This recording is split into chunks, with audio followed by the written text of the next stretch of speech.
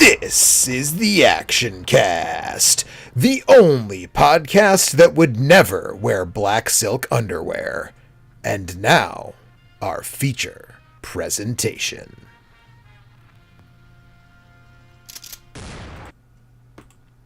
All right. Well, hey, this is a thing we're doing again. It's the Action Cast. My name is Joe Drilling. It definitely exists. I'm Joe Drilling. That's Eric Allen. And also joining us is Ethan Chang tonight for our annual Van Dammage installment of the Action Cast, where for some reason we will get thousands more views or listens on this episode than anything else we do this year. And I think we still haven't solved that mystery, but we've done it twice, and both times, for some reason. Do we have any idea? Any idea? There aren't really any Garfield 316 image thing. So was it more than just Time Cop that did that? Yes, Time Cop is at 70,000 views, and then on the heels of then we were like, well, we got to do it the next year. We did a Hard Target, and Hard Target is currently sitting at 30,000 views. Wow, I didn't know about Hard Target. I feel like talking about how your stuff is doing is probably the least interesting thing you can do on a podcast. Well, so instead of a Double Impact, we should have watched Double Team. That's the one with Mickey Rourke and Dennis Rodman, right? Van Damme, and Dennis Rodman. I haven't seen that. I'd like to watch that. When we did Time Cop, my theory there was that that was a time in American history where cops' time had come. Therefore, makes sense. But that time has passed clearly. Yeah. Yeah. Well, very quickly, since we're still waiting on Anthony and Alex is going to be the latest, I think, because he's working. But we're going to do a very quick news thing. I'm going to play the news sound right now. There's a couple of news items. What are they? This is Media Break. You give us 3 minutes, and we'll give you the world. Hurry up. So this actually happened, I think, before the last time we did one of these, and then we just didn't talk about it. Bob Wall died, and I didn't see a lot of people really pouring one out for Bob Wall. Excuse my noisy, annoying cat. So Bob Wall was, I think, probably maybe best known as O'Hara in Enter the Dragon. That's the guy with the long curly hair. Yes. Yep. He was a world karate champion. He was close friends with Chuck Norris. And then he and Chuck Norris have a fight in Return of the Dragon or Way of the Dragon, which we also covered last year, 2 years ago, whenever that was. And then they both fight Bruce Lee. He fights Bruce Lee again in that movie. But he was a legitimate karate champion. And it was one of those guys that the people that did eulogize him, it seemed like, it's sort of like when Scott Hall died. Like, really nobody had a bad thing to say about him. And, but I didn't see a lot of people sort of eulogizing him. So I did just want to touch on that and say, like, Bob Wall died. That's a bummer. Pouring out for Bob Wall. He was sort of the consummate henchman bad guy in that. I mean, he was in like all of the Bruce Lee movies. Mm-hmm. Right? Yeah. At least the 3 most famous ones. Yeah. Yep.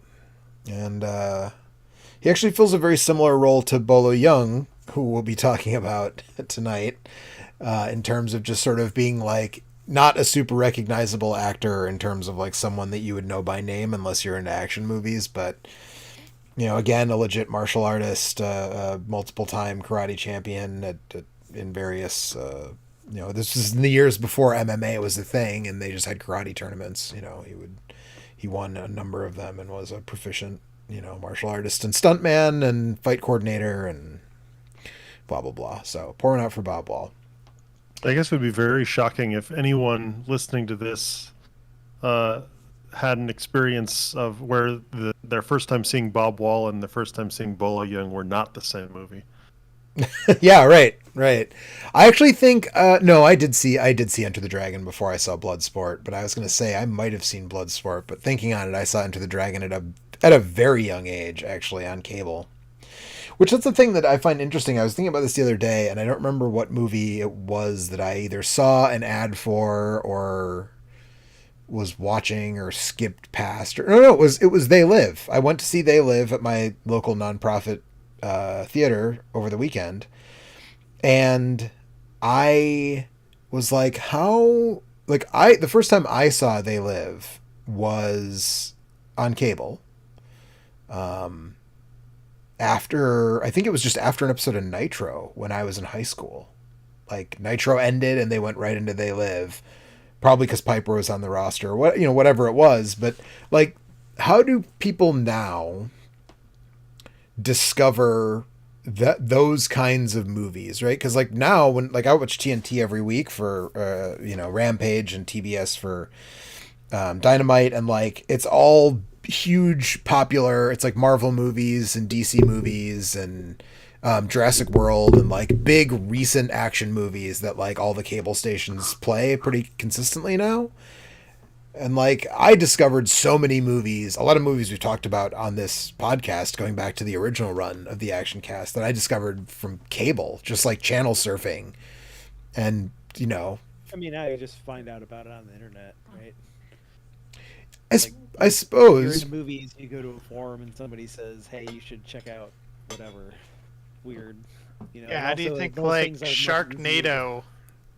Those things are much easier to find now. Hi, Anthony. Hi, Anthony. Hello. Sharknado is a computer's idea of what like a fun bad movie is. Those movies fucking It suck. is, but it's the same thing where like someone shares a thing and someone else is like, "Oh, this is awful. I'll watch it." It's Also, or like there's a ton of like smaller random Netflix things that like Shark- if you have people that have shared interests, they'll share it. I mean, but Netflix is so big, right? And like, if you're just like looking for a thing to watch, like, what's the chances that you land on something like Double Impact? Oh, on I don't Netflix? mean you roll in Netflix. I mean like Netflix.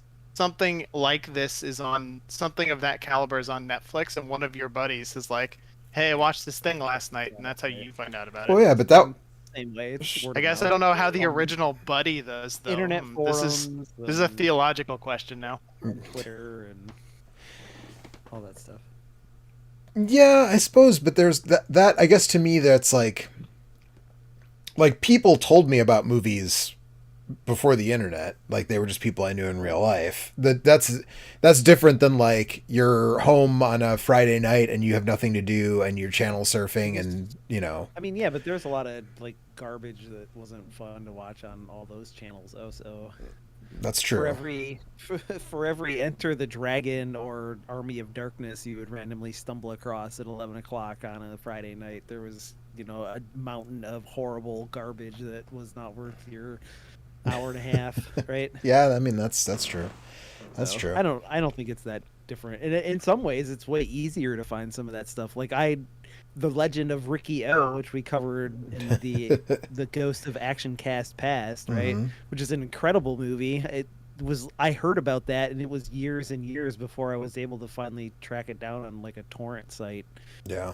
Or on, you know what I mean? Like it was not a thing that you could go to any store and find, even though I really, really wanted to. Right. From the Conan O'Brien clip. I don't know where I first heard about it, but yeah, there was definitely a lag time, right? Because there was just no way to get it. But now you could, worst case scenario, you can go to Pirate Bay or whatever, and it's probably there. Oh yeah, for sure.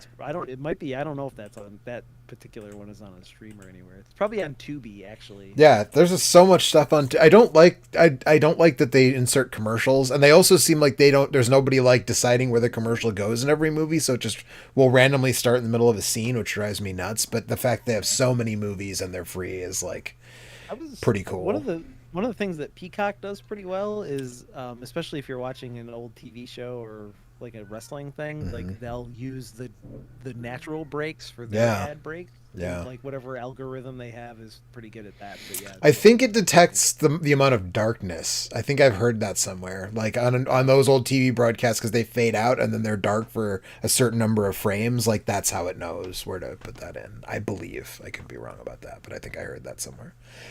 But very quickly, the other piece of news, since Anthony's here right now, we just windsock right through this one. One of the guys who co-wrote and had much to do with the John Wick franchise is apparently writing a Streets of Rage movie based on the success of the Sonic the Hedgehog movies. Is it just like a blank piece of paper that says good soundtrack?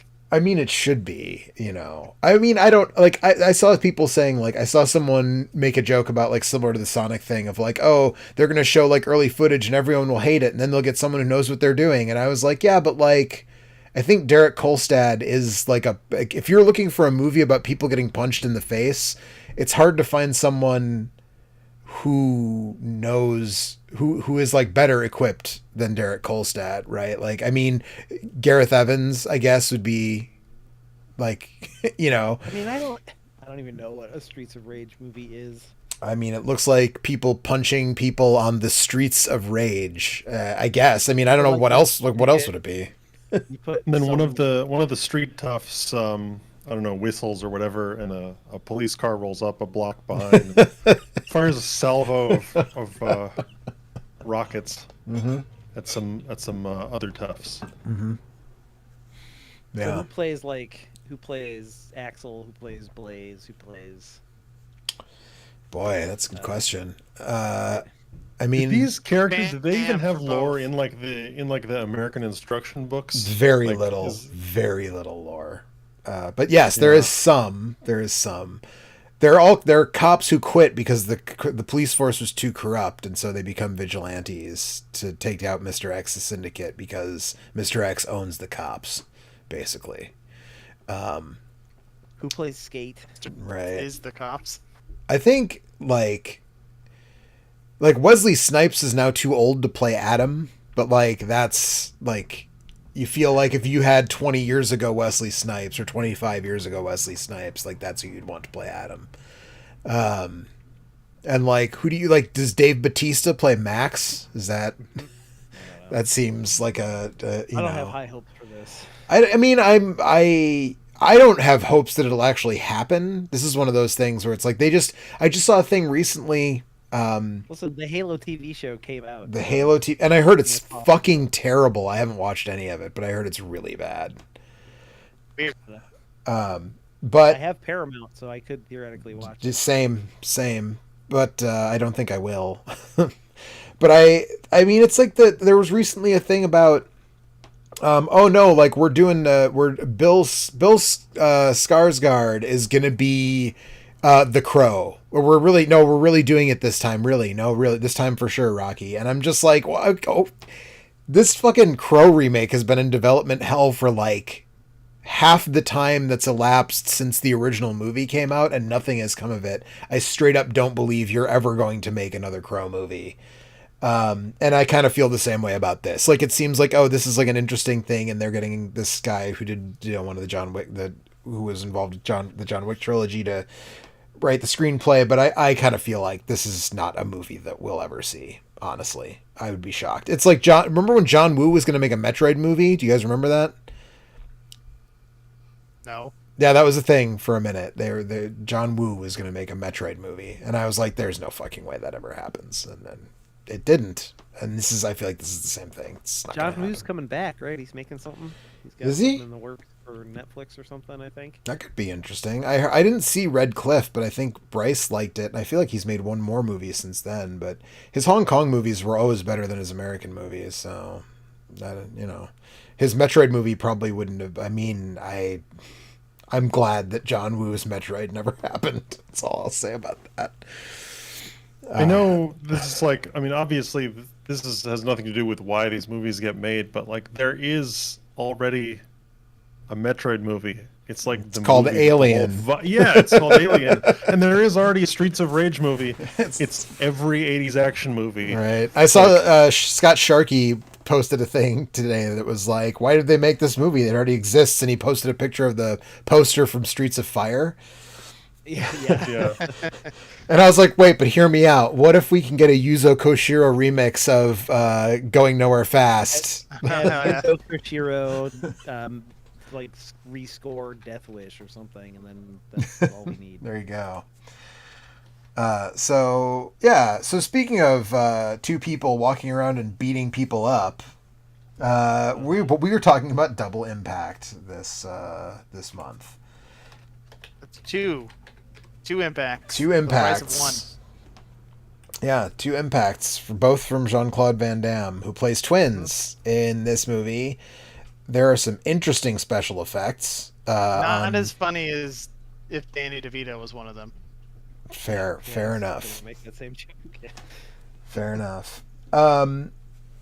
So yeah, I mean, this is what we were talking about just a minute ago, which is like I believe this was a cable discovery for me. I was a little too young to have seen this in the theater. And I don't know. I mean, I was a big fan of Van Damme back in the day. I feel like he's kind of acquitted himself recently as being like not as shitty of a person as some of the other action stars of, like, he's not a Seagal, right? Both in terms of like his decline into making movies where he barely moves and also just like being a genuine piece of shit. I don't know. I saw a clip on the internet of Steven Seagal fighting like 8 dudes in real life and taking them all out. Yeah. Yeah, that's an all-time classic that goes around every few years. And it was after he was like already super out of shape, right? It's like just a bunch of his like students or whatever taking dives for him, right? Like, I would say it's difficult for anyone to achieve the level of shittiness that Seagal has. Just remember, Judo Gene LaBelle choked him out and he shit himself. So Yeah. I don't know. Anyways, yeah, there's definitely, once you get into the like, there's a pretty steep decline in quality of the Jean-Claude Van Damme movies. I think the cliff. I mean, we talked about this when we talked about sudden death during the original run, but I think the drop off is right around there, right? Like, that's where all of a sudden his movies drive like way off a fucking cliff. And then he kind of had a comeback with that movie JCVD, where he plays like kind of a fictionalized version of himself. And then he had an Amazon pilot called Jean-Claude Van Johnson, where he plays like a comedically fictional version. Boy, what the hell was I even saying? Yeah, I don't know. It looks like the stream did dip for a second. Anyway. Man, so Steven Seagal sucks. He's terrible. Van Damme did JCVD, which he plays himself and doesn't take himself too seriously, and that it's like a fictionalized version of himself. And then he did an Amazon pilot called Jean-Claude Van Johnson, where he played a comedically fictionalized version of himself that apparently was pretty funny, but I did not actually see that. But that was like an Amazon pilot thing. It's like underselling how shitty Seagal is to like mention how shitty he is in the context of another action star, because he is buddies with Joe Arpaio. Oh, Isn't yeah. he like also friends with like Vladimir Putin? I believe it's pronounced Vladimir Putin, which, like, that's, I don't know if you guys are familiar with, like, there's a clip of him saying his name like that, and it's like, and that's been like memed to hell and back, but it's like, Steven Seagal, why are you saying his name like that? Also he like, he can't make up what his ethnicity is, like his mind on what his ethnicity is. Like, he said that he's part Italian or that he's like Russian, Mongolian. He's a man of the world, Joe. Yeah, right. Well, that's how he wrote songs from the Crystal Cave, because he's a man man of the world. So, anyways, we shouldn't talk about Steven Seagal. He looks like he could have like one of these 1/128th Cherokee situations. Yes, yes, yeah. He claims that at least. Like a coastal bird of some sort. It's probably part seagull. Yeah. Theoretically, he's got hydrophobic hair. Probably. Yeah, he's so super oily hair. He can't. Yeah. He's how you often see him in parking lots eating garbage off the... Well, you are what you eat, so that explains a lot about Steven Seagal. Yeah. Anyway, see, this is the problem with Double Impact, is that it's one of those movies that's kind of, the most interesting thing about it is the box art, and then when you actually watch the movie, it's just kind of boring. You know, if I had seen this on cable when I was a kid, I think I would have felt much closer, Joe, to how you feel. Yeah. Well, I will definitely. My first time seeing it. I will definitely say this. This movie is 100% 20 minutes too long, like at the very least, right? So also, it's one of those ones where the plot just doesn't make any sense. Just like there's 2 of them. none of the motivations for any of the characters makes any sense. The idea that someone built a private tunnel between, I guess it was supposed to be between France and England. Is that what was? No, between Hong Kong and mainland China, I thought. Okay. Is that where I think that was? it was the Hong Kong and the New Territories, which is like Okay. yeah. Yeah. And so it's I mean, I don't know. It's the whole setup is very weird. Also, one of my favorite things about this movie compared to movies now is like I posted a thing on Twitter about it. Like in Guardians of the Galaxy 2, they spent who even knows how much money to like digitally de-age Kurt Russell. And like they did that with Michael Douglas in Avengers Endgame, they did it with Mark Hamill, and they did it with Carrie Fisher, and they turned another guy into Peter Cushing in Rogue One and all this stuff. And like their solution for that in this movie is like they literally just take Jeffrey Lewis and put a toupee on him, and then 25 years elapse and he just doesn't have the toupee anymore. And it's like that's how he got older. He just Here's what's crazy about that though. He unequivocally looks younger without the toupee. and he keeps de-aging throughout the movie because he loses the toupee and has a much cooler and more youthful look. And then he gets like a backwards hat. Yeah, and then He goes from like 50 to 40 to like 36. Yeah, and the chick in the nightclub says he looks like Sean Connery, so And sometimes, even with all our fancy modern CGI effects, you spend $100 million trying to make Robert De Niro look 40 years younger, and then you put a scene in where he tries to kick somebody, and it looks like a 60-year-old he man looks- kicking somebody. Yeah, he looks like a 70-year-old guy trying to kick someone. And it's just, That's the biggest Also, I mean, blemish on this that movie. had a $15 million budget, so So that's one thing That was that's one thing I wanted to mention. So I watched I got the special edition Blu-ray, which has a whole bunch of supplemental features on it, and there's a 2-part making of that is longer than the movie itself. And I only watched part one. Yeah, I only watched part one because it wasn't actually all that interesting. But the part that was interesting was, so for starters, this started with Canon. What? Nothing. Go ahead. It started with Canon. And after Bloodsport came out, I think it was Menachem Golan said Van Damme he's not a draw, he sucks, we should cut his contract or whatever. And then Bloodsport came out and made a bunch of money, especially on VHS and then like on cable rights and everything. And then all of a sudden he loved Van Damme. And they actually really gloss over the story of how the film left the hands of Canon and ended up with whoever actually ended up releasing it. Now I can't even. Well, I guess I have the IMDb page looked up, or pulled up so I can look. But whoever it was that eventually released it, but I think part of it was they had a script, and the script was originally based on the Corsican Brothers, believe it or not, and it was going to be like a period piece. But then they were like, well, that's too expensive to do it as a period piece, so we'll update it. We'll put it in Hong Kong. And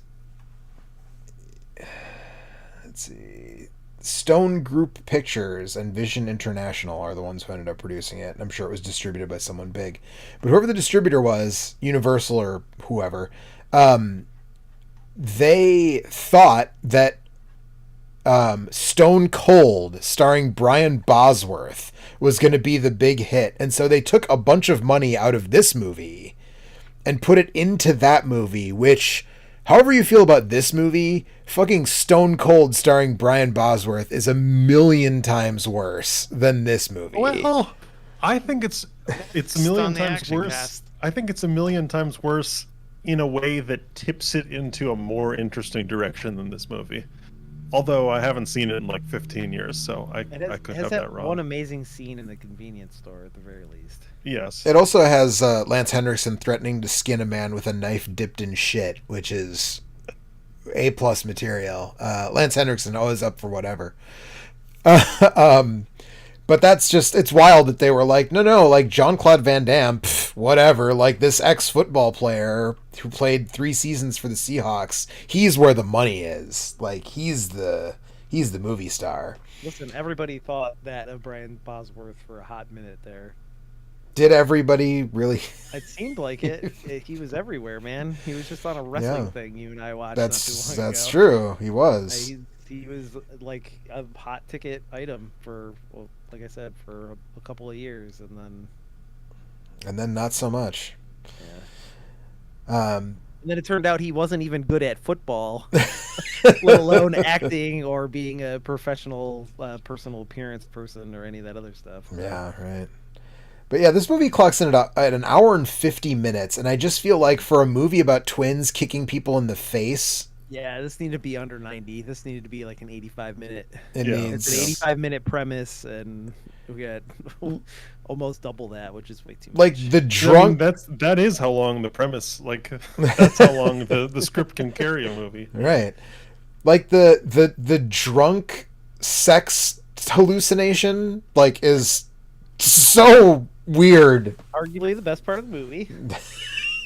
No, the fight against the guy with the spurs in the dark is the best part of the movie, I think. And the I fight think I would against agree with that. the fight against Bolo is fun too, in on the ship as well. All the stuff at the The fight end. against Bolo is such a shame, though, because like Bolo is a real martial artist, and Jean-Claude Van Damme is a real martial artist, and that scene is like you don't get to see any of their martial arts. It's all like this weird mix of real and post-production slow-mo. Yeah, and you see more of close shots, and it's chopped up.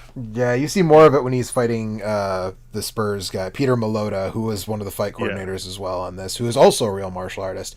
But the fight against Bolo has the fucking Street Fighter 2 moment where he kicks the barrel out of the air, which is pretty fucking sick too. But then he looks hurt, which is pretty good too. he does. Like it's Yeah.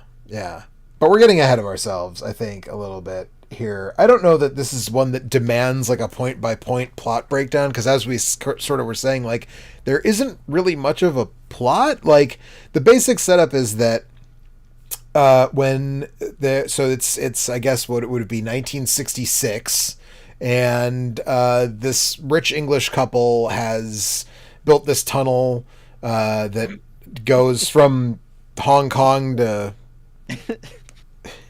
Yes, Eric. Nothing. That's just they built a They tunnel. built a tunnel. Yeah, they built a tunnel that goes from Hong Kong to, I think, Ethan, you said you think it's the New Territories or wherever. Yeah, which is it's the big landmass that's in between Hong Kong and Shenzhen. Yeah. So they constructed this tunnel, and it turns out that they like went into business with this British businessman who was in with the Triad, and so they double cross him and they just like have him killed. And Jeffrey Lewis, who, like, if you don't know when I keep saying his name, but anybody who's listening and don't know who he is, like, he's one of those guys. He's a that guy actor. He's Juliette Lewis's uncle. And if you saw him, you would immediately be like, oh, that guy. He's one of the that guy actors, like Dick Smith, or not Dick Smith, Dick Miller, or what's the guy from No Holds Barred, Eric? Kurt Fuller. He's one of those. And he plays the bodyguard of this British couple who has twin sons, and they get wiped out, and there's a big shootout and everything, and Jeffrey Lewis grabs one of the boys, and the like nanny grabs the other one, and to avoid them being found, the nanny drops the one off. This is how they explain the French accents. This is one of my favorite parts.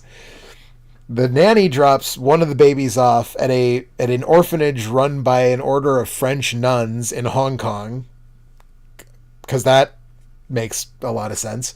And then the other one, Jeffrey Lewis takes the other one and raises him in France, apparently. Although by the time we catch up with them, they're living in Los Angeles. So... I didn't catch that part of the movie at all. I thought that in this movie, accents were just congenital.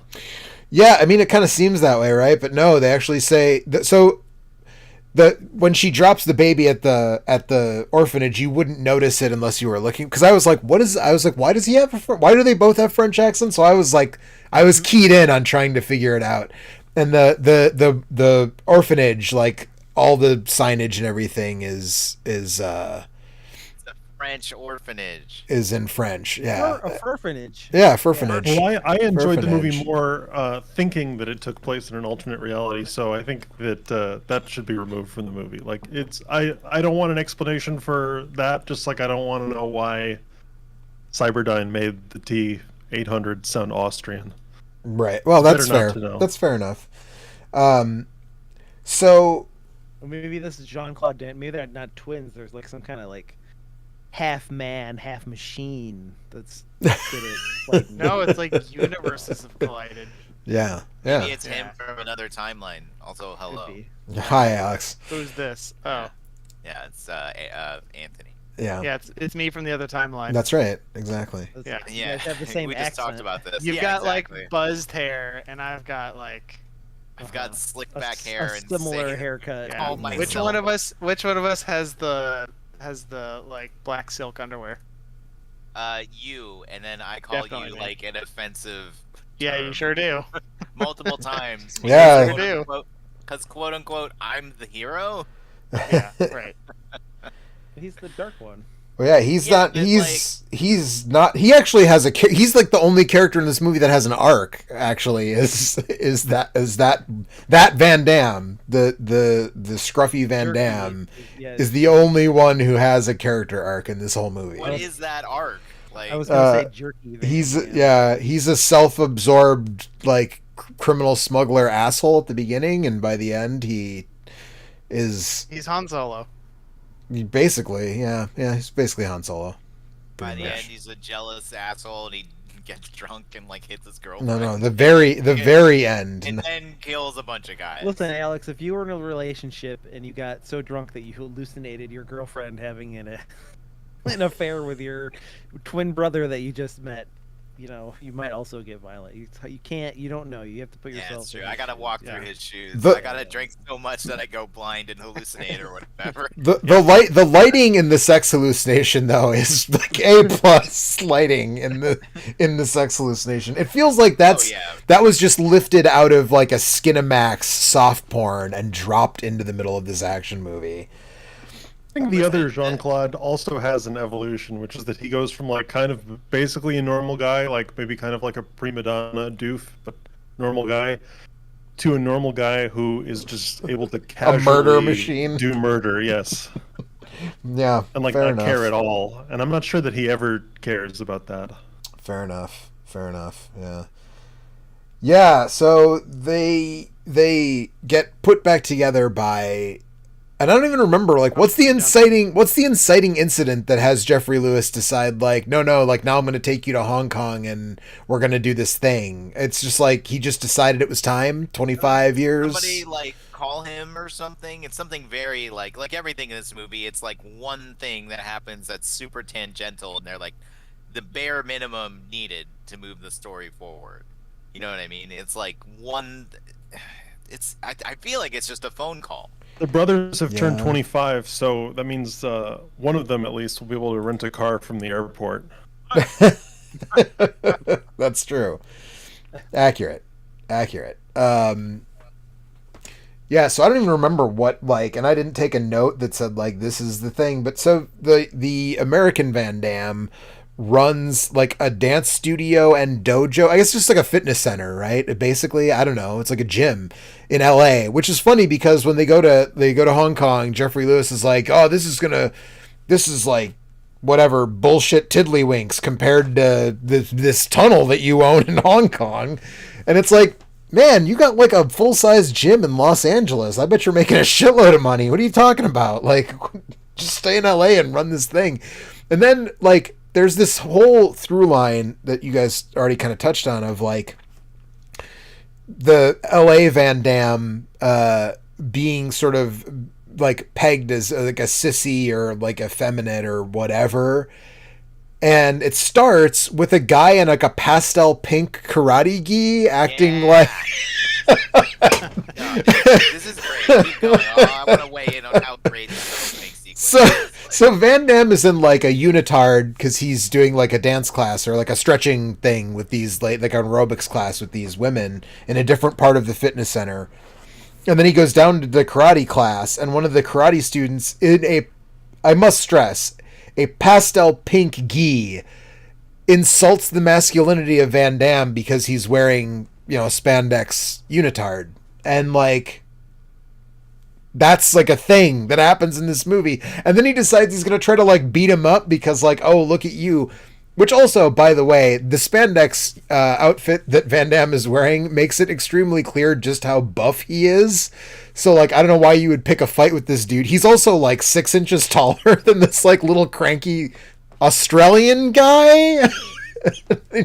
He tries to kick him and Van Damme just, like, knocks him out with one hit. It's completely ridiculous. And I guess it's just meant to establish that, like, yes, like, even though this Van Damme lives, like, the LA life and it has, like, nice khakis, he can still, like, kick people's asses, I guess, is what they're... Was there another action star of, like, the 80s, early 90s who, like, because we really get, like, kind of an erotic gaze upon his package and ass when he's introduced.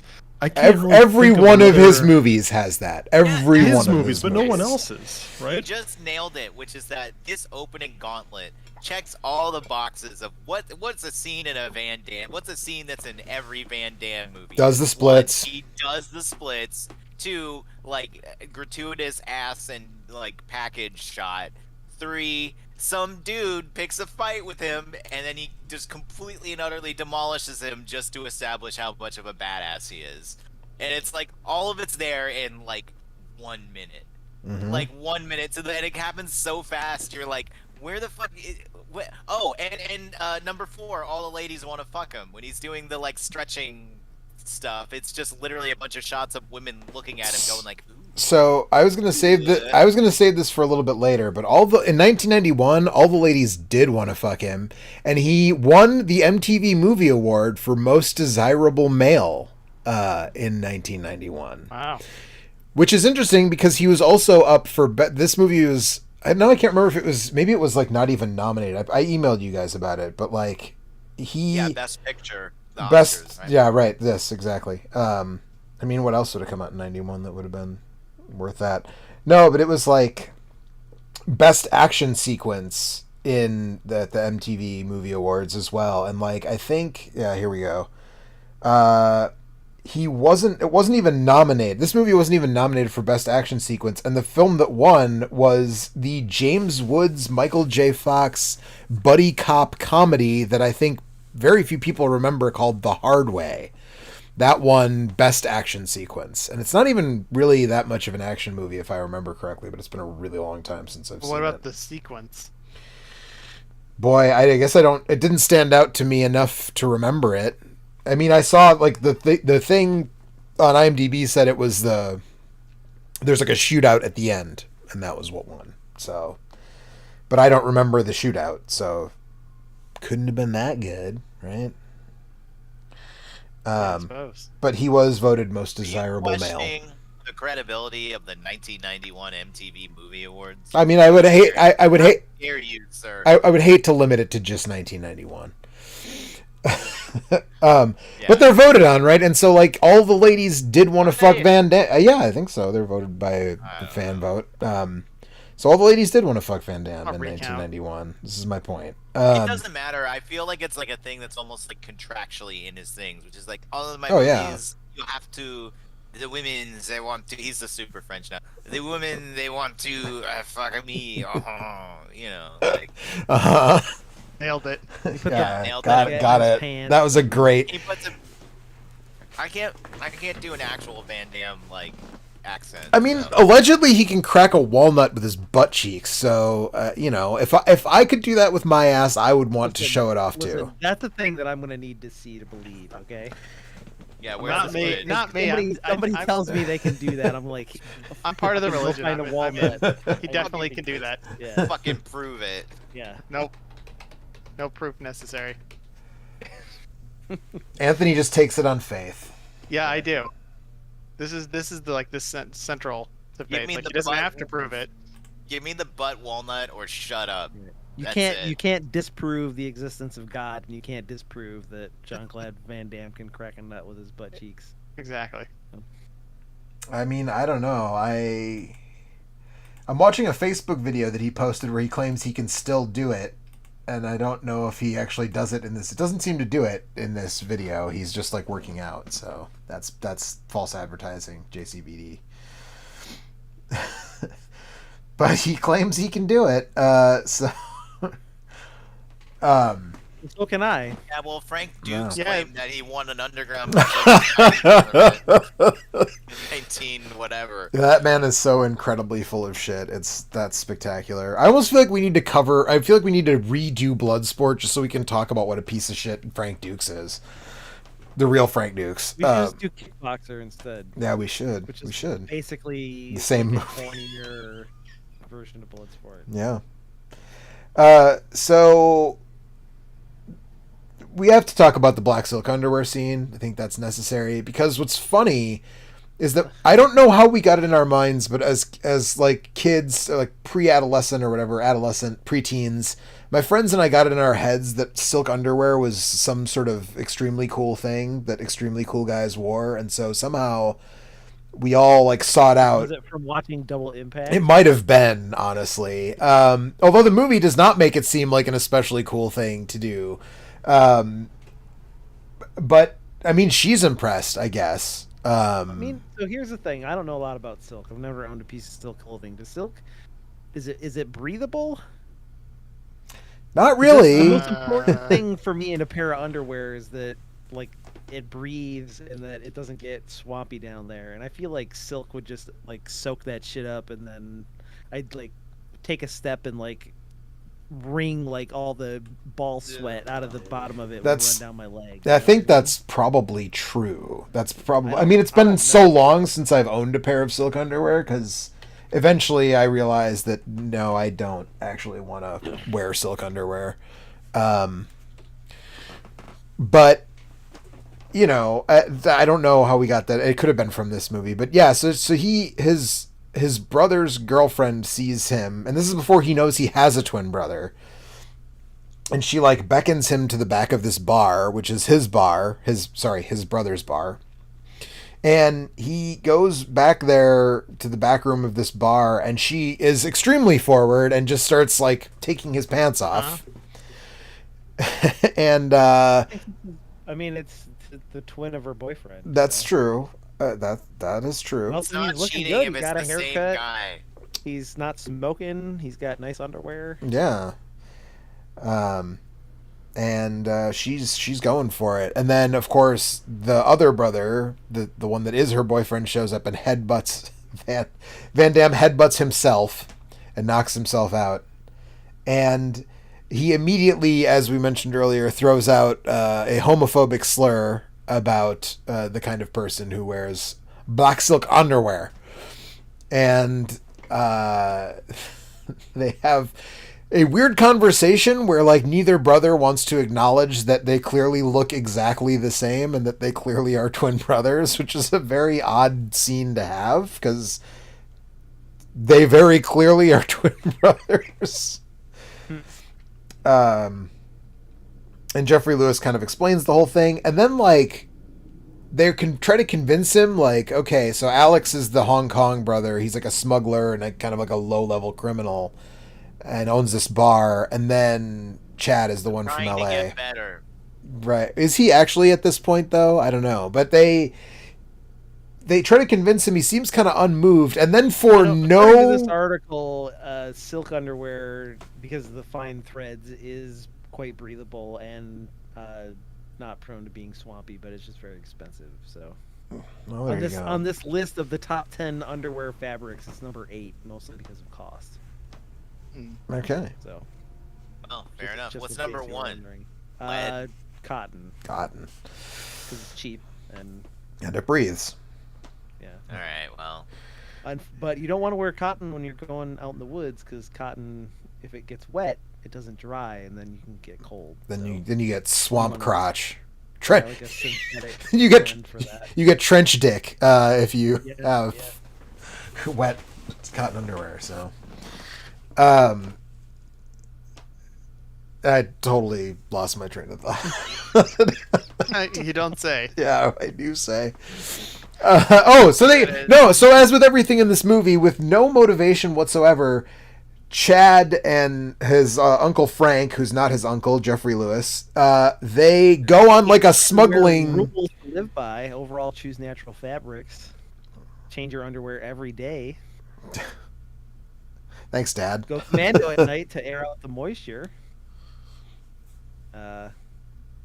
Thongs aren't really bad for your vaginal health, which seems like a weird rule, but That seems like a weird myth that not really a would have rule. Yeah, that's started up at some point. anyways. I've never heard that before in my life, but Style of underwear can I've affect your heard mood. that myth, but I don't know. Anyways, so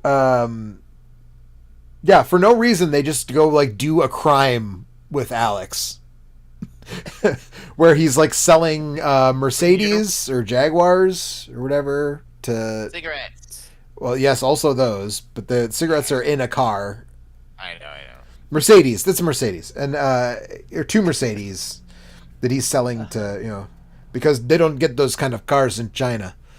But then the Hong Kong Coast Guard shows up. It's like this movie doesn't make any sense, and not like in a way that it's weird, just in a way that the writers didn't seem like they were especially concerned about like plot beats as much as they were about like what wouldn't it be cool if they drove these Mercedes into fucking Kowloon Bay and then shot them with a machine gun and they blew up and that's how they ditched the cops.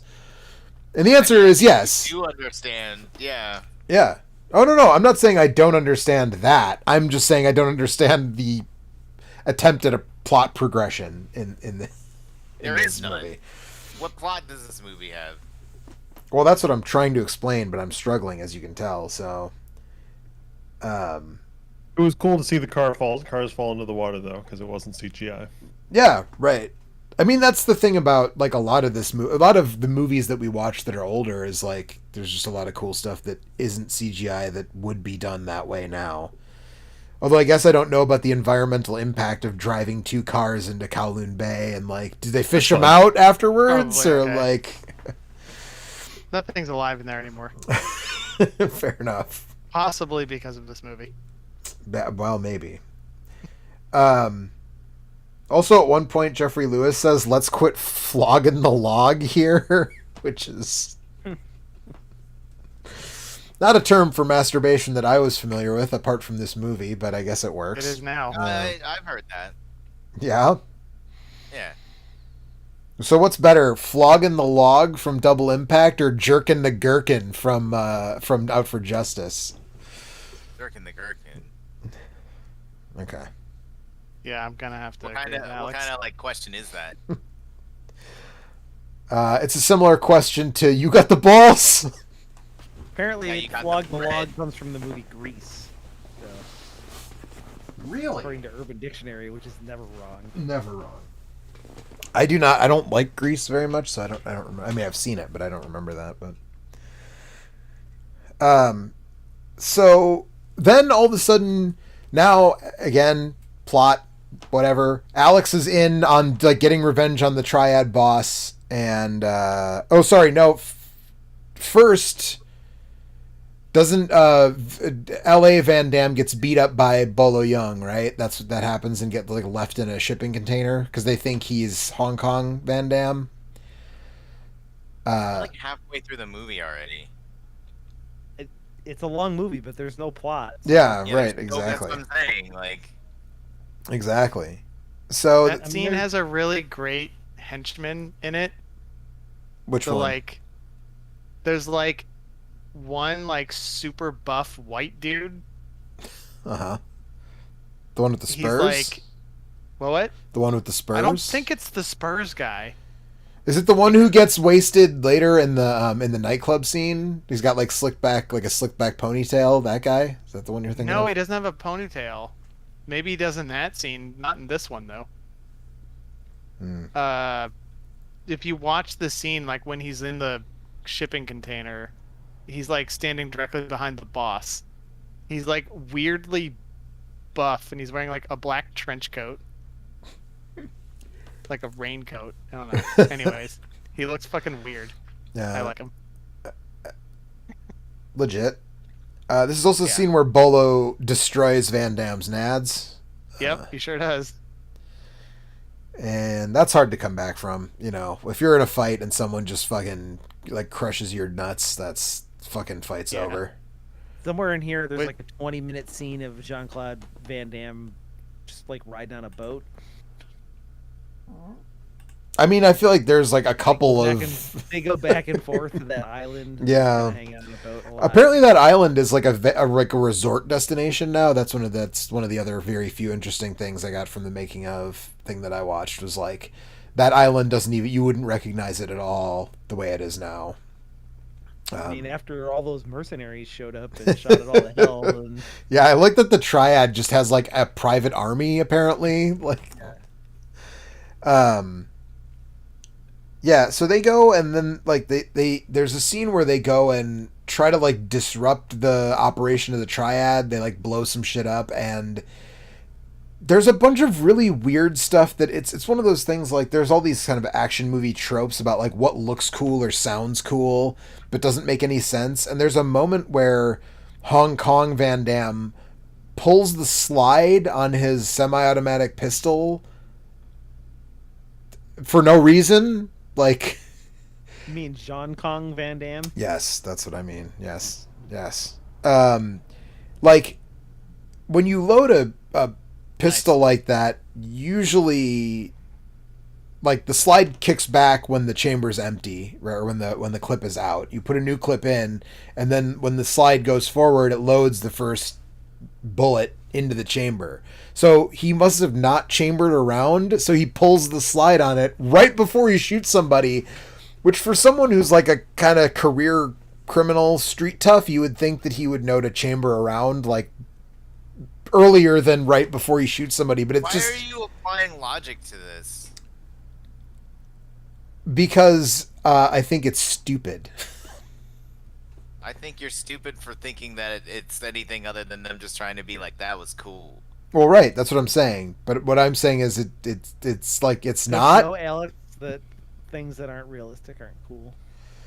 Yeah, I'm saying like your biggest problem in a movie where there's two Jean-Claude Van Dammes and like they're fighting over like a private tunnel is like that gun doesn't work like that. It's like I don't think I said it was my biggest problem with the movie. I don't recall think saying it is. that.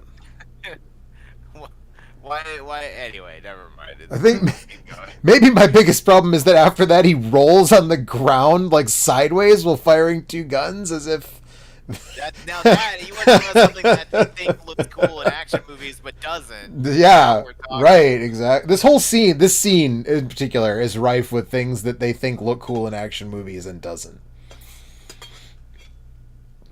And like also, like L.A. Van Damme is like Hong Kong Van Damme is like be quiet, don't like draw attention, don't fuck up. And then he just like hops out and kicks a dude into a giant pile of debris. Like as if that wouldn't raise like any attention or cause noise to happen. Like it's I mean, I'm pretty sure there's a point where he's like shooting a gun and people aren't figuring out where he is or that there's somebody sneaking around. It's that sounds pretty about right. poorly. Yeah, it's pretty poorly put together. Yeah. A lot of those action scenes. This is a pretty low tier Jean-Claude Van Damme movie. I think Is it? the problem is that I think Van Damme is at his best when he's just kicking people in the face, and this movie has a lot of gunplay, which It's doesn't. like slow gunplay where they have to slow it down because a lot of the shots, like they need those money shots where you see them both in the same frame. Right. So those have to be static, and you know they want to linger on them. So you see look what we did. Yeah. Yeah. Right. Also, some of the compositing is really rough in this movie. Like, this is like 2 years after Back to the Future 2, right? But also obviously did not have the budget of Back to the Future 2. But like, there's one scene. So I watched it on Blu-ray, which means that the picture quality is probably even a little better than if you watched it on streaming, or like I don't know if you guys watched like a VHS rip It was on YouTube. Amazon Prime. Yeah. Prime, baby. So there's a scene where one of the Van Dammes is like a fucking ghost because he's like partially translucent. Like you can see the background through him. Yeah. It's just like, oh man, like you could have just There's split that scene screened where it. There's a scene where they're riding in the car together. Also, that looks Yep. pretty awful. Yes. That's right after the scene where they're rolling on the floor shooting and all that I've stuff. definitely seen amateur green screen doubling on YouTube or whatever looked better than some of the special effects in this movie. Mhm. Yeah. But again, it was pretty cheaply made for what they were trying to accomplish. Yeah. I can't. The thing that I couldn't get over was how long it was. It's so long. It is I so. can't believe this isn't over yet. I just 'cause- like especially stopped because- kind of paying attention to it towards the end, which is Yeah. when all the big action sequence happened. I'll But, say like, that's like also, all the best stuff is at the end. It's, best stuff, quote unquote. It's I like thought the there's best no- stuff was in general getting to see this 80s 90s Hong Kong. yeah, It that, seems like that a is pretty cool. super cool place, and then like a lot of the big fight scenes toward the end take place in box factory type places. So That's true. Yeah. That is true. Yeah, a lot of the stuff, like there's a big chase through the streets of Hong Kong, which like apparently like Hong Kong isn't too strict on getting permits to film, so a lot of those people aren't extras. Like they just like that's one of the special features on the Blu-ray is there's like an anatomy of the scene thing with the director Sheldon Lettich, where he talks about that the foot chase where they run through the boats and stuff. And he was like, yeah, we basically just like set up. It's all natural light. We shot it guerrilla style. Most of the people in that market are just like actual people shopping in the market. And then like Van Damme runs past them. And like that's just did it guerrilla style and like got out of there. And, like that's it. So it's like a very genuine portrayal of 1990 Hong Kong, you know, when it was filmed. Which is cool to see. Also, I like the henchwoman, but like there's weird like I mean this is a movie from 1991, so we already talked about like there's an F slur and then there's another F slur later in the movie, and then there's also this really really bad gay panic scene with the henchwoman, where she basically like sexually Titillated assaults. by two ladies touching each other. Yeah. Not in this particular context, no. But I will say of the henchwoman, who's like she's like a bodybuilding champion. She's from Wisconsin, Yeah. and she can. She was the inspiration for Chun-Li's legs in the later Street Fighter games. She Really- speaking of Really incredible calves and yeah. thighs. Well, what Yeah. I was actually going to comment on her legs because the thing that I noticed is that she can like get out of her chair and like stab a dude and keep the seams on her stockings straight. So that impressed me, I think, the most is her ability to commit murder and keep the Never stabbed a dude seams. while wearing stockings, so I don't can't comment on the difficulty of that. Well, the most impressive thing that the what's the character's name? The other woman in this movie, the one who's the victim of the gay panic. what is her name? You know, Danielle. I think. Danielle. Yeah. Yep, Danielle. she's The only I reason think why the I know third. that is, I glanced at Wikipedia earlier before I would have said I don't think she has a name. If I hadn't seen that. That's the second time in just a very short time that we've seen a John Lithgow accent in an action movie. 'Cause, I don't know what she's supposed to, she is like doing the English accent that somebody would have had in a movie in the 1940s, maybe. Yeah. Yeah, that sounds about right. She is not. You'll be shocked to know she's not English. Yeah, I looked her up because I was like, this like. Either it got better for her, or she left the film industry, or like didn't get much better than this at all, and it seems like that was the case. Her IMDb Like, her IMDb page says that she is a writer and editor. It literally just says a writer and editor. That's all it Okay. says. So, I mean, she doesn't. Let's see. If I look at her filmography, Her name is Karina Everson. She plays Kara in this movie. no, that's the bodybuilder. Oh, I thought you were talking about the bodybuilder. No, we're talking about the girlfriend, Love interest. the love interest. Yeah. Yeah, it doesn't say. It just says writer and editor living in Northern California. Oh, I'll Alright. look her up. I've been there. You are there. That means she has a blog. That's like me and probably Alex. Yeah. sounds about right. I too have been a writer and editor at various times in my life. Just because nobody read any of it doesn't change the fact. This doesn't change the fact that it wasn't written. Yeah. Or Anyway, was I'm written. gonna get out of here and go to bed because I still have bronchitis and I still have to go to work. But All right, man.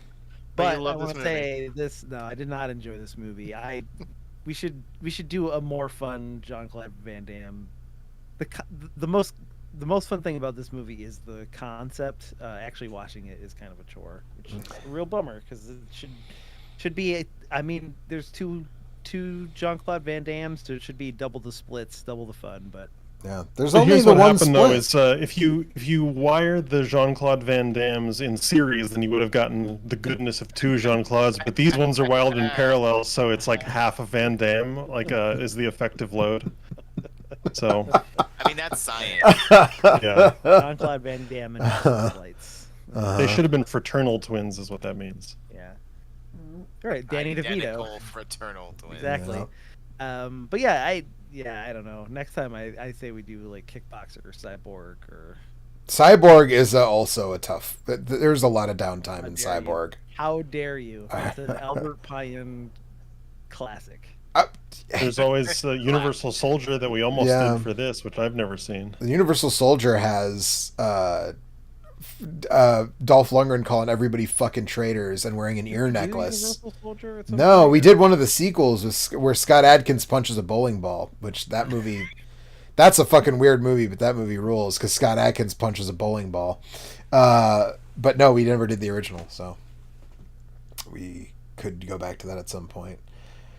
But I'll talk to you guys later. yeah, good night, Eric. And I, So, also, we haven't mentioned yet, but the Triad Boss is played by Philip Chan, who has been in just a ton of Chinese and Hong Kong movies. And even to, like, last year, he was in a movie. So he's, like, still working. But he's in Super Cop. He's in Hard Boiled. He's in Bloodsport. He's in a bunch of stuff. He's in Twinkle Twinkle Little Lucky Stars, which is a Sammo Hung movie from like he's a famous ish Hong Kong actor, and he plays the evil Triad Boss in this movie.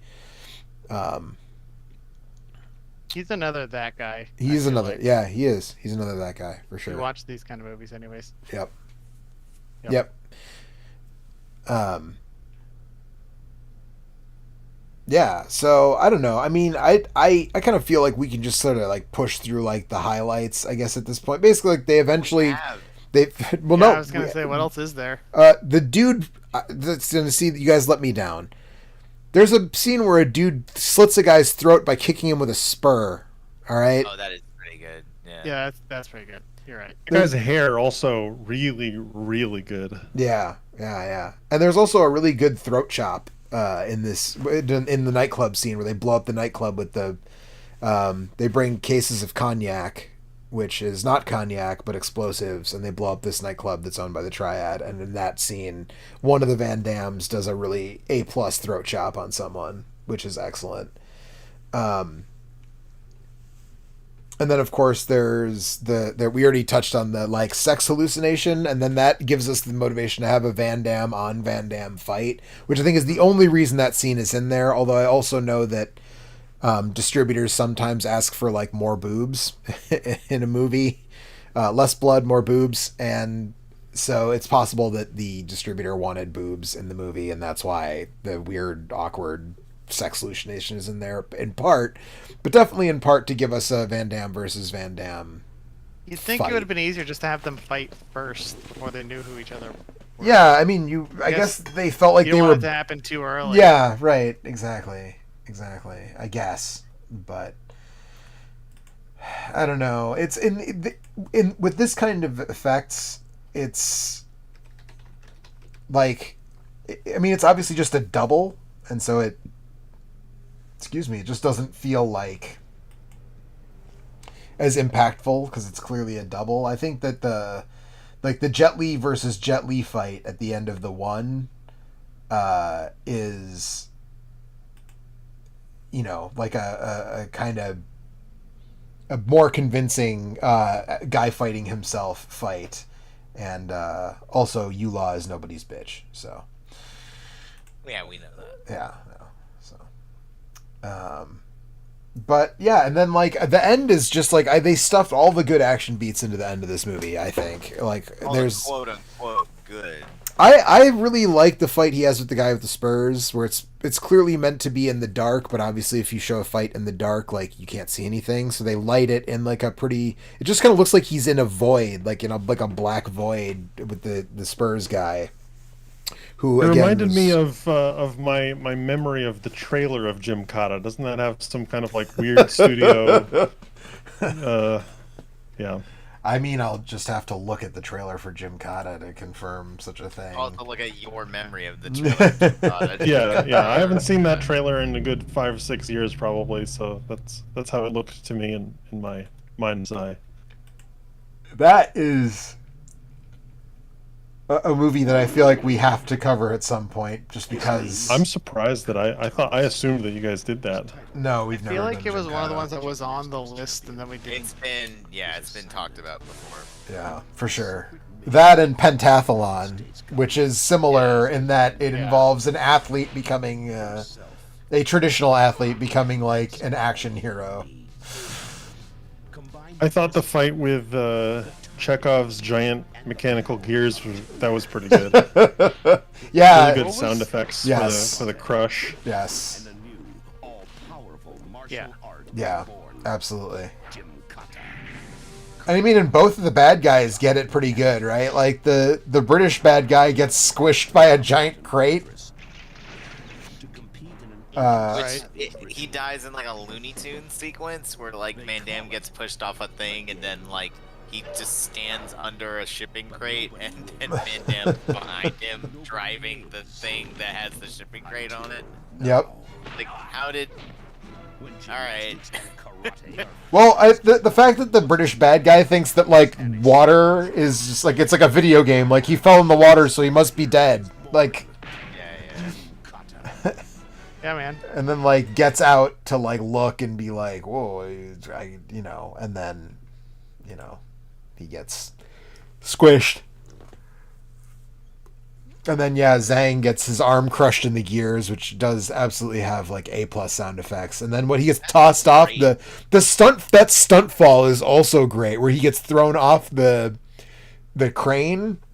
And like normally you just get like a composite, like a Die Hard style composite shot, and then like a long shot of a dummy like falling, and you don't see the impact. But like in this movie, when Zhang gets thrown off that crane, you see him impact the boxes to the bottom. And apparently it was a stuntman who did not from the whole, like from the real height, but a stuntman crashed through those crates and onto like, I guess a crash pad presumably under there. But like, that's a crazy stunt fall.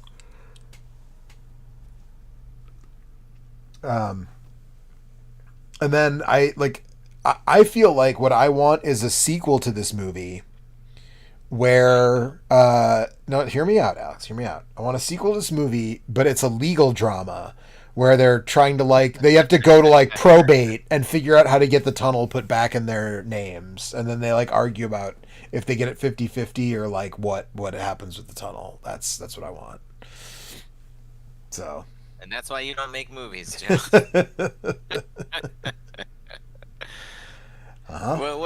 What do we want Jean-Claude Van Damme to do? I don't know, the split A legal guy. drama. Yeah. A legal Joe- drama. Yeah, we don't.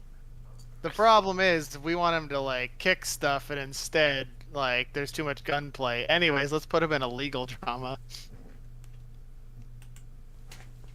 I mean, there'll be sexy misadventures, and of course. Fighting. I can't wait for a random lawyer to pick a fight with him early on Yeah, right, in the exactly. courtroom. There's Yeah. a scene where he whips a gavel at somebody. It'd be great. Yeah. That would be cool. Eric left, but he put a message in the Discord chat saying, "What action star would we like to see attempt a double impact style movie?" And his suggestion was Crank 3 with 2 Jason Stathams. Yes. Absolutely. Absolutely. Yep. Which is, I mean, yeah, it's hard to... Well, I mean, Crank 2 already established that he was his brother, so if they bust out, like, in the third one that there's another brother... Like... Wait, did Crank 2 establish that there was a brother? Oh, I'm thinking of, sorry, I'm thinking of, Fast and the Furious, where... Doesn't he play his own brother in that? Maybe? Oh, does he? I'm pretty sure. Crank 2 for sure. He doesn't play his own brother. I thought he did. Maybe I don't know. He survives the fall out of the helicopter at the end of Crank 1 and Crank 2. That's the wild thing about Crank 2 is they're just like, oh no, like he survived that.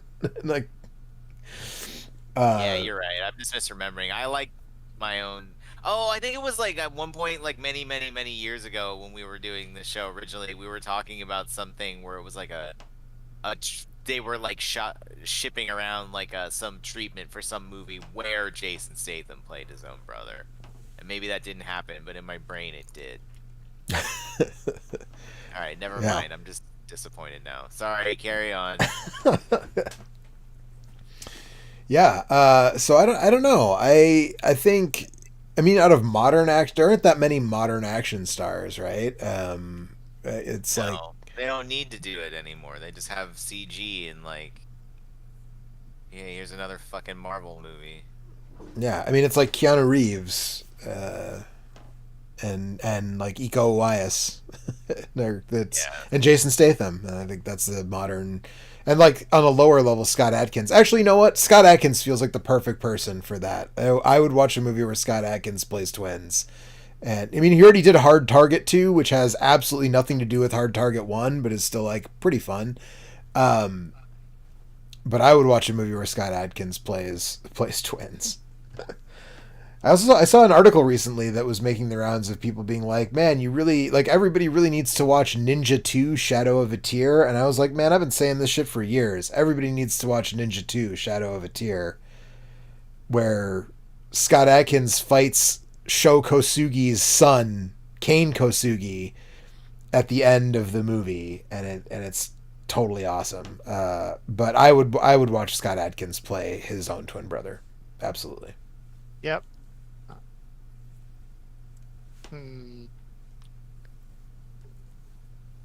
That's a tough one. I don't know. I don't know, man. Anyone else? Anyone have any? Ethan, do you have an opinion about what modern star you'd like to see play their own twin? You said who? Adkins? I said Scott Adkins. Tom Atkins.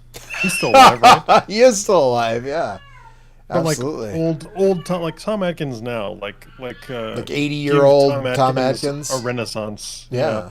I mean he's old, but he's, what is he? Maybe like 15 years older than Liam Neeson, something like that. That sounds right. Let's find out.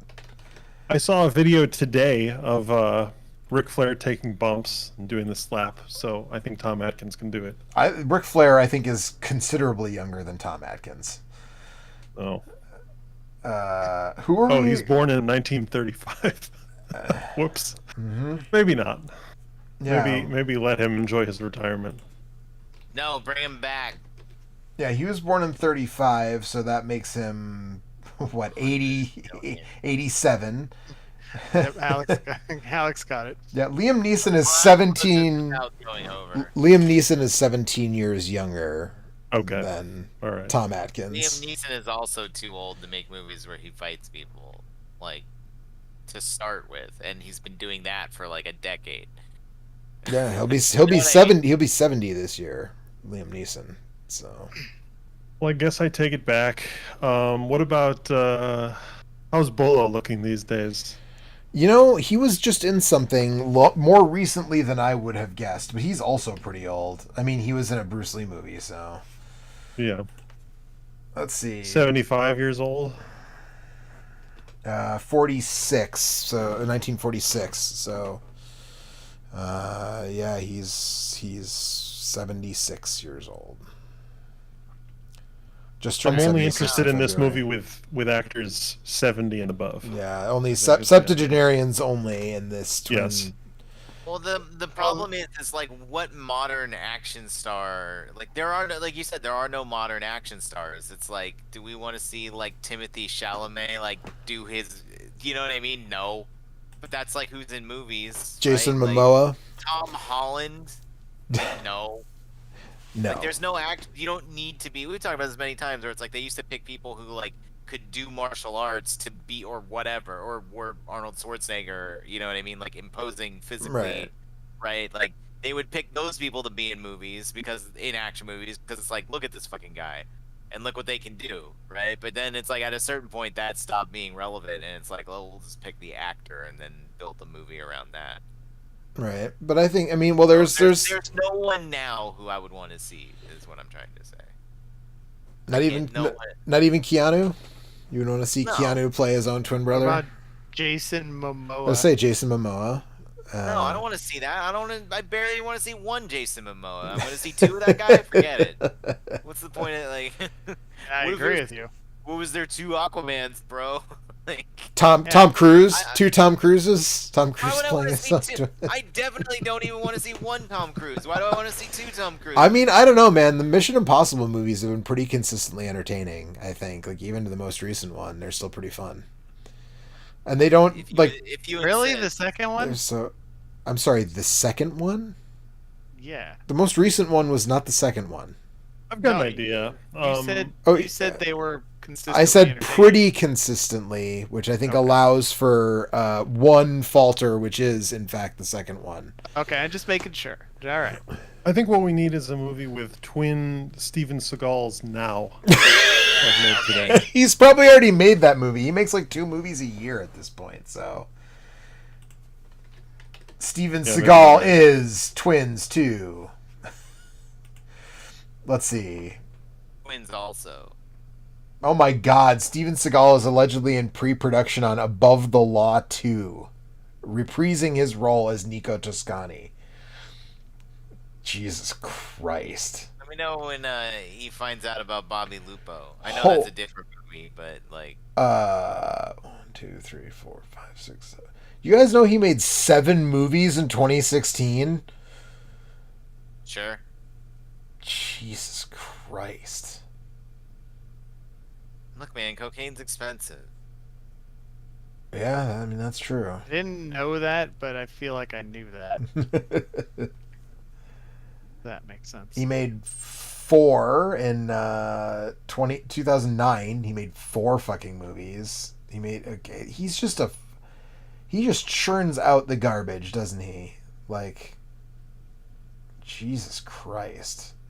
But none of the titles indicate to me that he's played twins before, but I mean, I wouldn't be surprised. If we find a movie where he did, then triplets. I want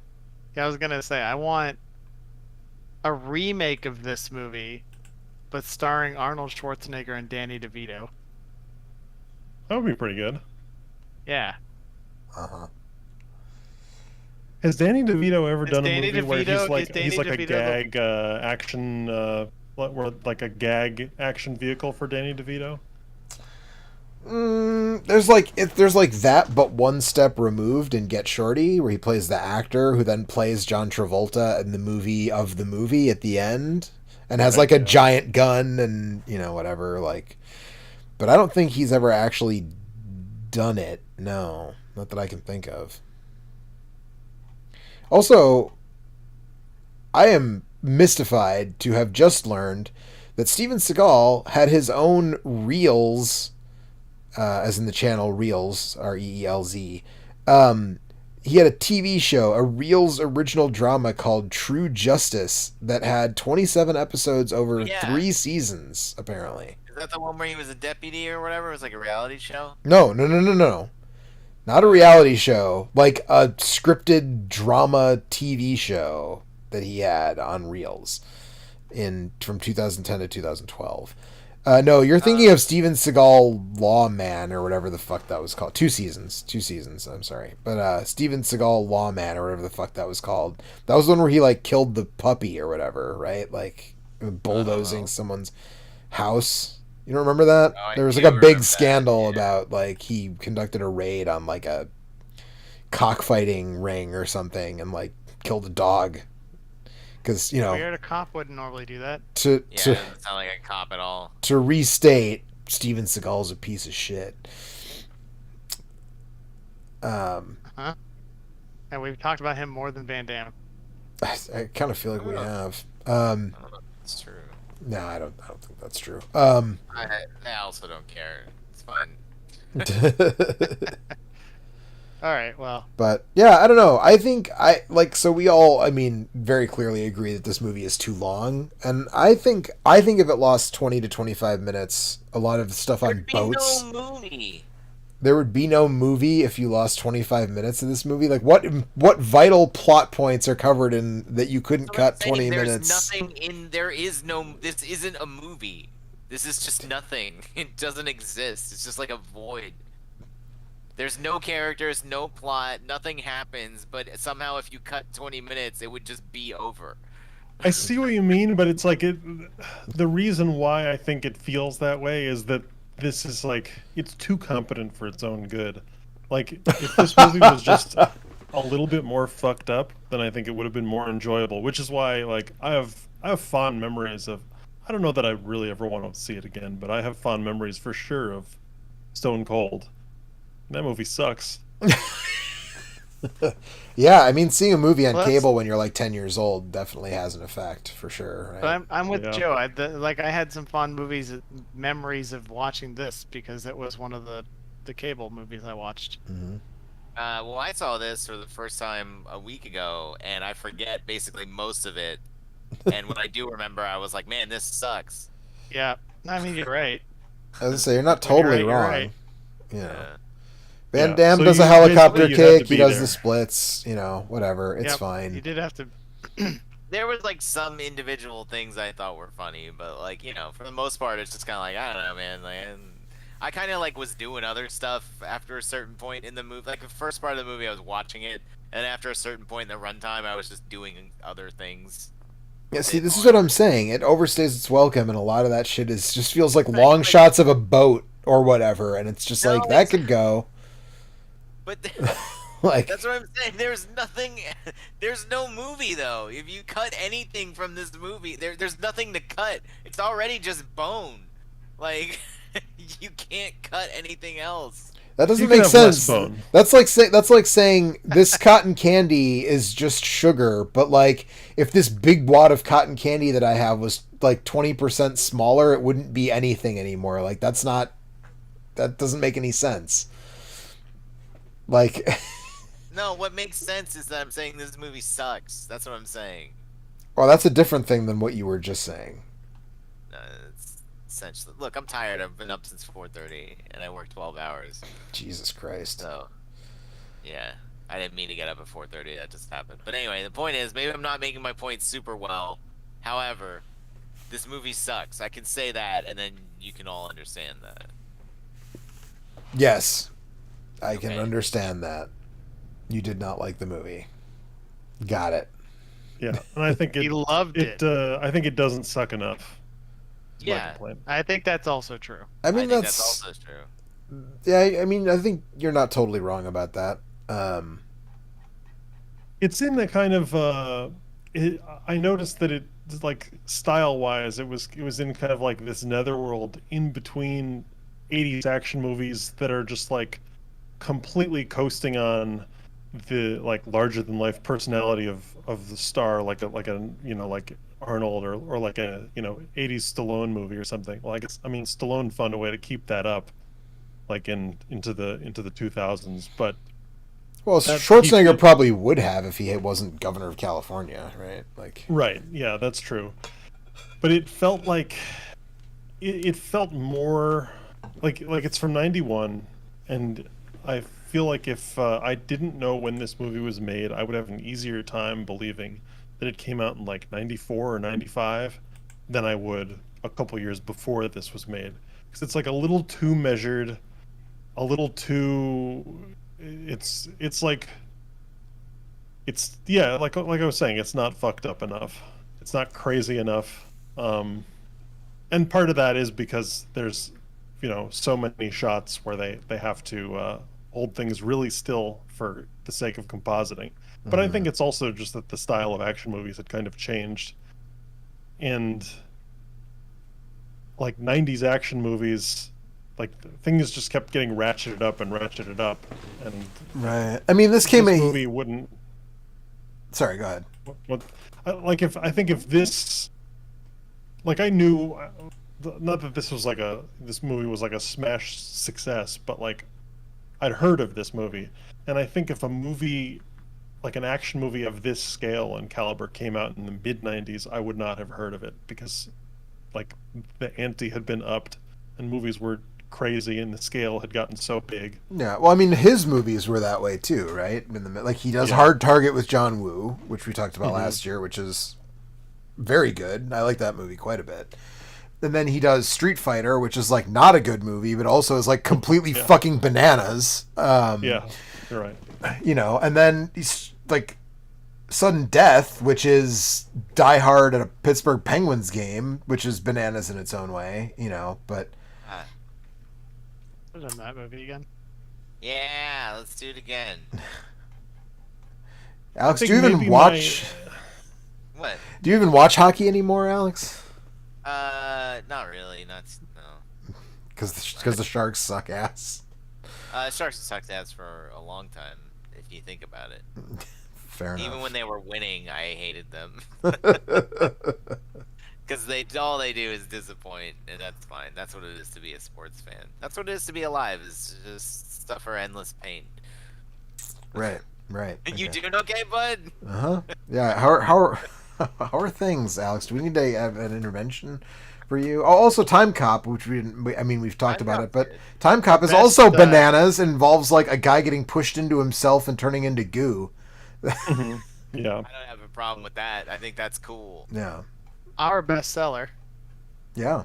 Also, Splits on the Kitchen Counter, which is, Is that the one? I forget which one's the one. I think it's Hard Target, where he does the splits to like dodge like a fucking like taser or some shit. That's Time Cop. Like, Splits on the Counter. Is it Time Cop? He knocks over the water. There's water like on the floor, and the guy goes to like shoot the taser at him, and he does the splits on the counter, and then the guy electrocutes himself with his own taser in the water. Yeah. Okay. Yep. Yeah. So I mean, this is one of his more, or I guess I was going to say more traditional, but less bananas movies. But also, like, I mean, we kind of talked about, Arnold. I mean, Van Damme was always behind Arnold and Stallone. Like, that was always going to be the case. But he was definitely ahead of Seagal, I think, Oh, yeah.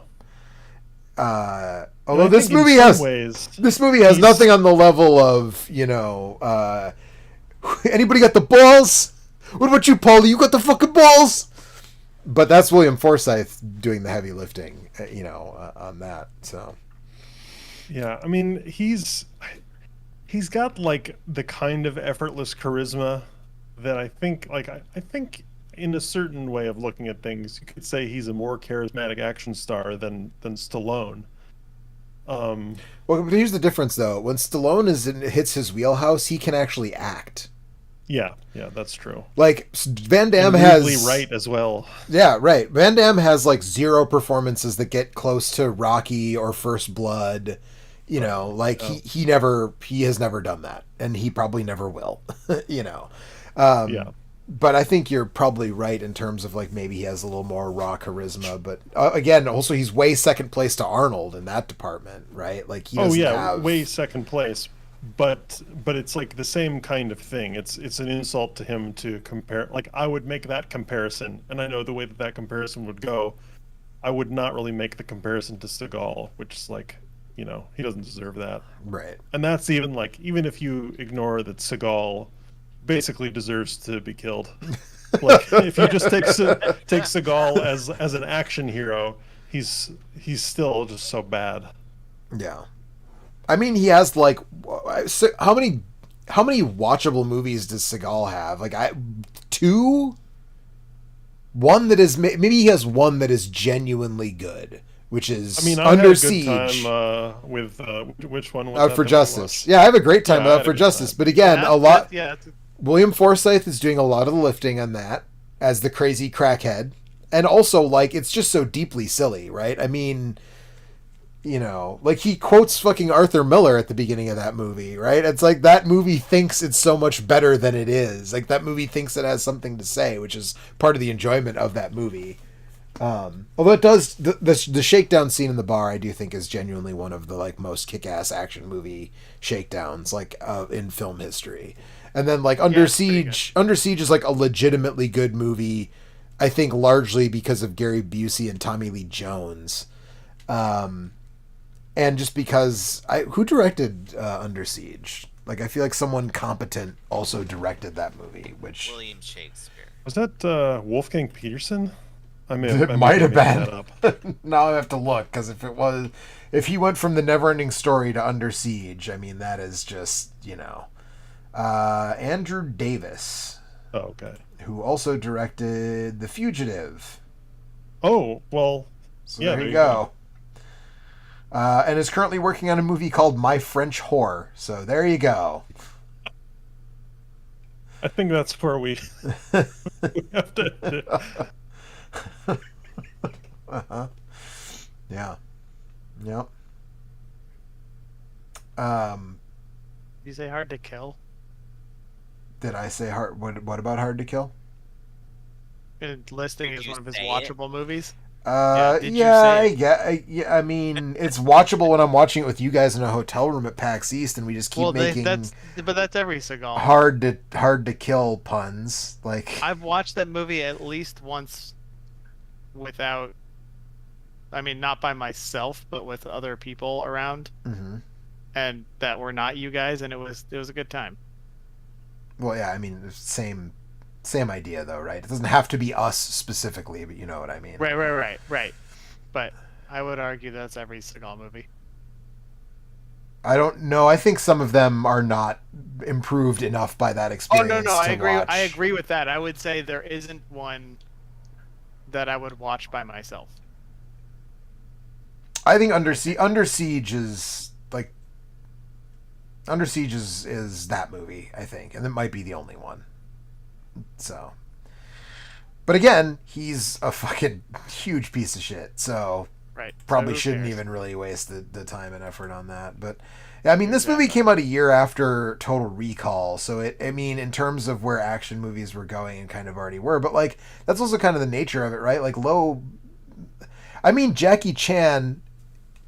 To be clear, Jackie Chan is Jackie Chan, right? But like Jackie Chan made inroads, and his movies, like he's the only thing about those movies that stands out, right? Like they're not especially creatively filmed, the stories are not especially compelling. It's just Jackie doing Jackie shit, and that's kind of the same thing as Van Damme. It's just that Jackie's shit is more impressive than Van Damme's shit. But he didn't have to go crazy in the way of things like Street Fighter or Total Recall or this kind of movies that we're talking about. Like Jackie's still just doing basically martial arts stunt movies and just doing them very well, and it still worked throughout the 90s into the late 90s, even into the 2000s. I mean, the Rush Hour movies people don't watch the Rush Hour movies because they think that who's that, speaking of people who are pieces of shit, no, the director, Chris Tucker. no. Oh, the Same answer, but less confident. I like it. the child abuse ring guy. What?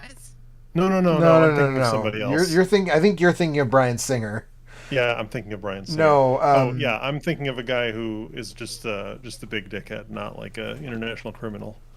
Right. Ratner. Brett Ratner. Yes, yeah. I forgot about that. Yeah. Ratner's like- But nobody's like, he's such a great director that we're going to watch these Rush Hour movies. Even if you think Chris Tucker is funny, that's not enough to keep you in. You're watching those movies because fucking Jackie Chan is in those movies, and he's just doing Jackie shit. But Van Damme's shit isn't on a level with Jackie's shit. So, I don't know. I think I don't know if I mean I think Van Damme kind of did his nostalgia tour was Expendables 2, right? Where he kicks a knife into that dude's heart. Yeah. Yep. And I don't know how much Van Damme, like, I mean, it seems like he's still in pretty good shape for a dude who's 60 or whatever. But I think maybe we've reached the end of Van Damme's career, I think, at this point. So I don't know. Pretty much. But Nothing wrong with that. yeah. At least he's, as you alluded to earlier, at least he's not like a total piece of shit. So, Right. Well, I guess next time we have to do a Seagal movie because Do we? I don't think we do. we know he's not a total piece of shit. How do we know that? He always comes across nicely in interviews and hasn't done anything that, like, the same way that what's his name has. Man, Steven Seagal? Seagal. Seagal, yeah. Yeah, you did. I almost said Van Damme and stopped myself. Yeah. 5 years ago, Seagal was in a movie, a Chinese movie, but that also featured Mike Tyson. Wow. Yeah, I was gonna. Okay, I thought that was. It was a Chinese movie. That's right. Okay, never mind. He plays. Oh, that's what it is. I think he plays a character from Africa. I was thinking it was like an African movie, but no, it's set in Africa and it's like apparently very bad. Well, Mike Tyson's in it. Then again, Mike Tyson's in It Man 3, which is also kind of bad. Never mind. I mean, I'd definitely rather watch a Donnie Yen movie than a Steven Seagal movie at this point. Or ever, maybe. Anyways, that was the Action Cast. Yeah, I don't have anything else to say. I think at this point, I think we've covered all there is to cover. Did anybody have any final thoughts before we close this out? Yeah, next time the movie we have to do is called The Path Beyond Thought. It's only 55 minutes long. It is a documentary about Steven Seagal teaching an Aikido seminar in Santa Barbara. Oh my god. Absolutely not. But I might watch it just to comment on it. Yeah, right. So, all right. Well, thanks anybody who's still watching or watched this whole thing. Camaristico said, "Hey fellas" in the chat, so at least one person was watching at some point. There's And 30 or 40,000 coming though. that's right. Yeah, right. 30 None of seconds that. all the time. I was gonna say none of them will make it here though. So, but yeah, that's gonna do it for us for this month. We'll be back next month with something else. We haven't really figured that out yet. So we'll see you next month with a different conversation about a different action movie. Good night, everybody. I don't know about a different conversation. Be a different movie.